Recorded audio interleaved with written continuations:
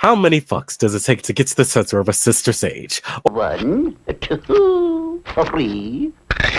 The world may never know. Welcome back to So Well Media. We are back with another review for Gen V Season 2, Episode 5. And yes, this was a lot of reveals and more questions being brought up watching this episode particularly. I'll just say here that, again, we're starting to see the connective glue of the boys in the Gen V cast and everything when we see return of one of my favorite Sister Sage in this episode. And again, in a weird fashion and everything. But yeah, what was your thoughts of episode 5 of Gen V? This was indeed an insane one. Okay, just going off rip. One, it is really good to see Sister Sage again, and also to find out that one, she is working with Cypher, but also two, she's the current person in charge of Vought, which says a lot about the position that Homelander has put her in, especially after her plan last season in The Boys. You know, she's really come up, and it just makes her probably the second most dangerous threat that we'll have to take out in next season or last season of The Boys. But yeah, also in terms of like this episode, there's a lot to talk about in terms of mental health, in terms of leveling up your abilities, but we'll get there. This is a really good episode though for me personally. Yeah, because I felt one of my strong suits about the season, again, they dive into aspects of mental health in a very unique way here, where again, you have characters also dealing with a lot of regret and remorse for not only for the people that they lost, but also the decisions that they made, and especially how last week's episode ended as well in terms of that standoff and finally that Cypher does have Compound V in the system, or he has abilities now. I think there's still more to that theory about what's more to him, and I will dive into that. But seeing where we see Kate left off, and where she's now in the position that the rest of the people were, Marie, Jordan, everyone was there at the prison, and basically now she's kind of dealing with the ramifications of her actions. And I like that they're doing with that, because it shows that seeing someone being put in their shoes, but also just showing that, hey, is she a bad person, or she's a person that just made bad decisions? And I think there's a little bit of both in there, and I think she's dealing with that in terms of having a journey of self-discovery in her character. Because I think it was also a testament to the fact that Marie and Jordan and they all went back to go get her, and I think it's like they easily could have left her to die, but it's like no, we're not like that. But yeah, what was your thoughts in terms of seeing Kate now just taking the hair off, the arm off, and all of it, and seeing her just now fully vulnerable in her shoes now in this prison? I think I said it before when we started talking about season 2, is that I knew that Kate was going to go down a similar route like this, where it's like now she's having to deal with everything that she did, since the first season of Gen V and since the last season of The Boys. All the bad decisions that she has made are now starting to come back at her, and I can already see it as well, that, like I said before, she's trying to go on a path of redemption, but at the same time, it's like there's no full redemption for everything that you've done. But I still very much see that it's going to lead her doing some sort of play, maybe in the memory of Andre, where she sacrificed herself so the rest of them can get out of there, or sacrificed herself so the rest of them aren't made as Dean Cypher's puppets. But it is really good to see her like starting to come to that realization, to the fact where basically by the end of the episode she's almost kind of where she was like towards the end-ish of the first season of Gen V, where it's like they're trying to fight the system that Godolkin and Vought have in place before she went full crazy bitch. But you know what I mean. But it's just good seeing her starting to get there. Again, I don't think the others will ever forgive her, but as I said before, there definitely is a path to her. Maybe not redemption, but in some cases, maybe a little redemption. Just a tiny bit. Yeah, and with redemption, I like to talk about polarity, that you still see him, crashing down, but also wanting to get revenge for the loss of his son.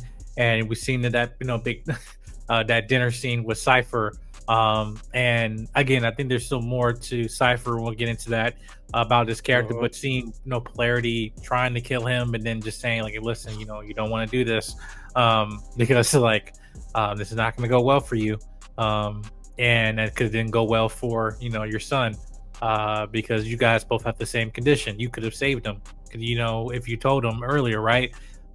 Interesting, and then even jumping ahead of the episode to see exactly where he died, I thought was very that was very traumatic, for Marie, but also just for the audience to see that.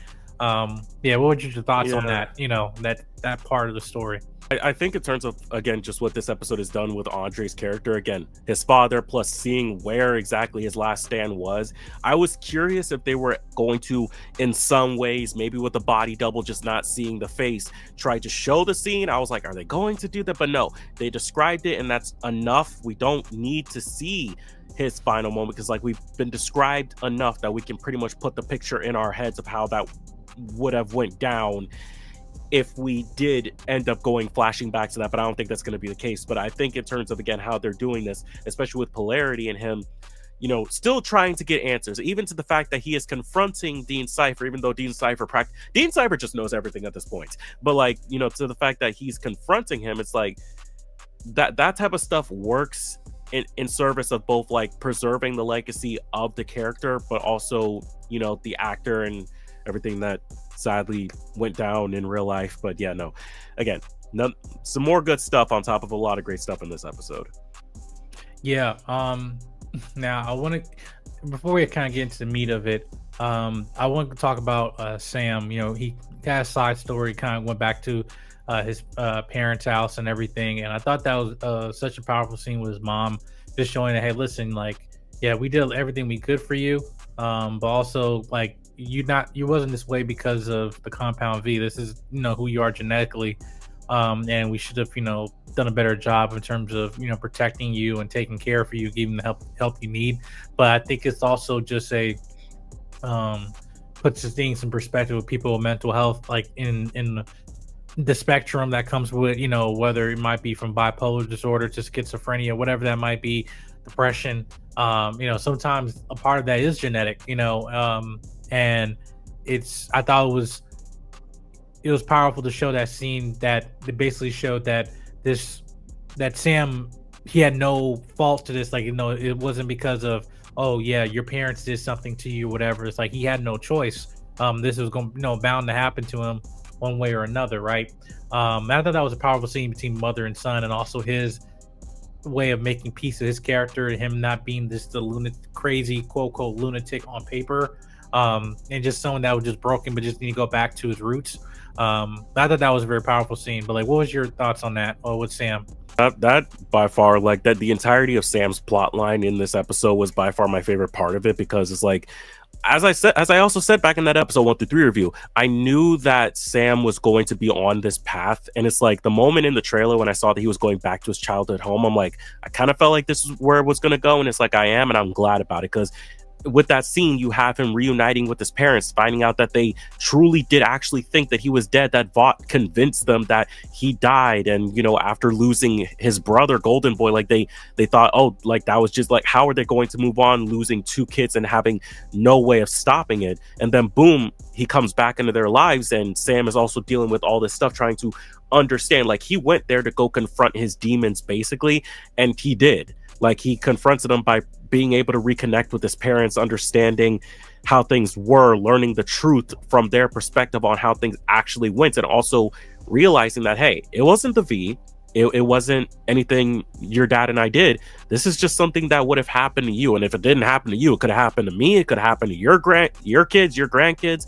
Like, this is just something that's, as he said, as Sam literally said, it's not their fault, it's their ancestors. But it's like, yeah, no, this is literally something that they couldn't really, this is one of those things where it's like, you really can't predict where it's going to go. You just got to deal with it. And sadly, it didn't go the best way for him. But I am glad that it is working in a way where I feel like now he's probably in the best place he has been since the beginning of the the first season, where it's like he knows truly who he is. He knows that everything that he's dealt with mentally is not really his fault. He doesn't need to bury it away. He just needs to accept it and live with it. And I think now that's going to be the case where he can now rejoin the others and helping them against Cypher and Vots and Godolkin and all that. So like Sam definitely has elevated into one of my favorite characters of this series so far, just with this episode and everything that has been planted for the character before. Just fantastic writing on that front. They did a really good job with that.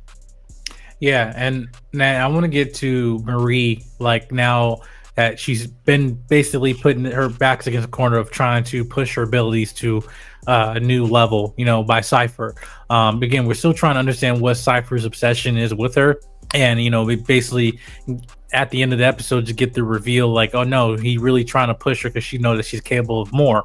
And with that, her going back into the facility trying to get, Kate, then they all of a sudden run into her sister.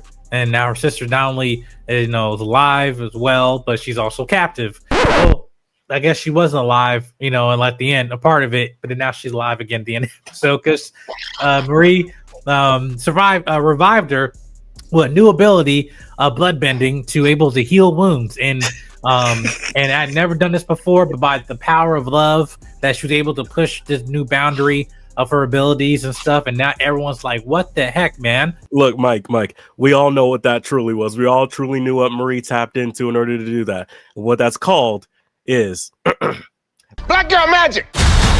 Yes, the Black Girl Magic. Yes, sprinkle with some faith, trust, and pixie dust. Yes, it's like I got to tap into the ancestors and bring back the bloods of the ancestors and use it to heal my own sister. Because I am one. I am a sister who helps a sister out. What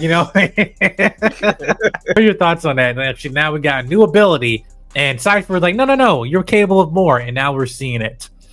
I mean, look, we all knew that Cypher was going to emotionally manipulate Marie into leveling up. Like, Marie is someone that's not going to do what others tell her to do, so it's like you gotta force her. So the fact that they knew they were gonna try and save Kate, put them back in Elmira, and it's like, oh, not only that, I have your sister, and if you want your sister to be alive, you need to level up. And lo and behold, he truly meant that, because I mean, look, we already knew that whatever fully is the capabilities of Project Odessa is going to potentially make her more powerful than Homelander, one of the most powerful soups in this entire damn series of Gen V and the boys. So I knew there was that, especially now that we're hitting the last 3 episodes of this season, that something was going to have to be the needle drop. And lo and behold, it be not only that her sister is there, that they her sister. So it was going to happen eventually. It's just I'm now wondering what the full ramifications of it are going to be, because it's like, what is Cypher's end goal with Marie? Especially given the fact that Sister Sage, who was in this episode, has said, like, you don't got much time left. Like, you need to get Marie ready in time. I'm now wondering, especially now that we know he has some sort of mind abilities, and especially since we see the crisp body of who I'm pretty sure is Thomas Godolkin, big theory, and I'm just saying it right now, he's trying to get into Marie's body. Like, full on mind swap into her and make himself one of the most powerful soups ever, because he is actually Thomas Godolkin. That's where I'm going with it. That's an interesting theory. Again, the fact that you have when him and Sister Sage are having sex, that Sister Sage is looking at Godolkin while she's doing it. It could be on paper, on face value, look like it's just some weird sexual obsession or everything of having somebody watching you, but at the same time, it's like, if he's controlling Cypher to do that, then it's just like, no, he's actually the one having sex with her, which is interesting. But I think that the theory again has some just here, but I think we're kind of seeing more of Cypher quote unquote relationship, if that is Thomas Godolkin. But again, I'm careful what I say because of I already seen the whole season, but I'm just saying that it's interesting what things that people are picking up watching this week by week, and it also reminded me of things that I didn't notice, like, oh yeah, that was cool. But I do appreciate that they're kind of blurring the lines between the boys and Gen V into this one singular plot. Like, we gotta get Homelander, we gotta get her ready. And also, what does that reveal of Sister Sage? Like, what is your phase 2? You know, that we got teased at the end of, you know, like are you actually Homelander's right hand girl or whatever, or what? Like, right, like she's like at this point, Sister Sage is one of the most dangerous characters in here, not because of her powers, but because of how she plays the extreme long game. It's like, you got Homelander into this position in the first place, and it's like, now you're basically trying to create something more powerful than him. Like, are you basically like, what is the end game for her? Are we going to potentially learn that by the end of this season of Gen V, before the final season of The Boys, or are we going to find out strictly in that final season? Who knows at this point, because I know Sister Sage is not the last Boys character that's going to show up, but I'm just saying, like, what is the end goal? That's probably the biggest one big mysteries we got. Where's Marie gonna go? Who is Cypher really? And what is Sage's true goals here? Where does her loyalties lie? Yeah, and we just gotta wait and see where her loyalty lies, but I don't think we're gonna get the answer this season. Again, they're gonna save that for the final curtain call, The Boys season 5. But we just gotta wait and stay tuned. Cause I know this ain't the last time you'll see her in the season, so you gotta get a little more reveal of her, and her intentions and everything once other plot details and stuff gets revealed. So, but yeah, we just gotta wait and see. But this was a really decent episode. But make sure you subscribe button, comment, like, and share. Let us know your thoughts on episode 5 of Gen V, and we see you guys next week for episode 6 of Gen V season 2. All right, see you guys next video.